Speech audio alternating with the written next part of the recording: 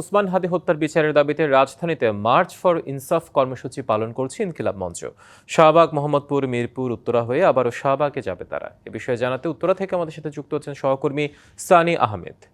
গত 12 ডিসেম্বর যে গুলিবিদ্ধ হওয়ার পরে বিভিন্ন রাজপথে বিভিন্ন স্লোগানে মিছিলে তার বিচারের দাবিতে আজও তারা পদযাত্রা করছে। মার্চ ফর ইনসাফ এই র্যালি প্রদান করা হচ্ছে এবং আপনারা হয়তো দেখতে পাচ্ছেন এই মুহূর্তে আমরা তার পদযাত্রার গাড়ির সাথে রয়েছি। আমি যদি জানাই যে তারা এই 4টি দাবির জন্য এই আজকে পদযাত্রাটা করছে মার্চ ফর ইনসাফ। ওসমান হাদির হত্যাকাণ্ডের বিচার সহ 4 দফা দাবির লক্ষ্যে রাজধানীর শাহবাগ থেকে পদযাত্রা মার্চ ফর ইনসাফ শুরু করেছে ইনকিলাব মঞ্চ।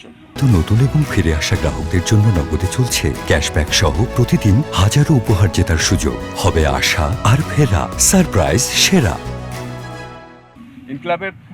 ইনকিলাব মঞ্চের যে 4টি দাবি উত্থাপন করছেন তারা বিভিন্ন স্লোগানে বিভিন্ন বক্তৃতার মধ্যে বলছেন হাদি হত্যার সঙ্গে জড়িত খুনি, পরিকল্পনাকারী ও সহযোগীদের আগামী 24 দিনের মধ্যে বিচার সম্পন্ন করা।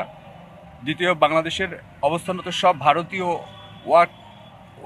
ওয়ার্ক পারমিট বাতিল করা সহ ভারতে আশ্রয় নেয়া খুনিদের ফেরত না দিলে আন্তর্জাতিক আদালতে মামলা করা সহ শেষ যে দাবিটা তারা জানাচ্ছেন গোয়েন্দা সংস্থায় লুকিয়ে থাকা ফ্যাসিস্ট সহযোগীদের চিহ্নিত করে গ্রেপ্তার ও বিচারের আওতায় আনা এবং রাজধানীর বিভিন্ন গুরুত্বপূর্ণ সড়ক প্রদক্ষিণ করছেন এবং গুরুত্বপূর্ণ মোড়গুলোতে তারা কিছু ধীরগতি করে এবং কিছু তারা জনতার উদ্দেশ্যে কিছু ভাষণ দিচ্ছে।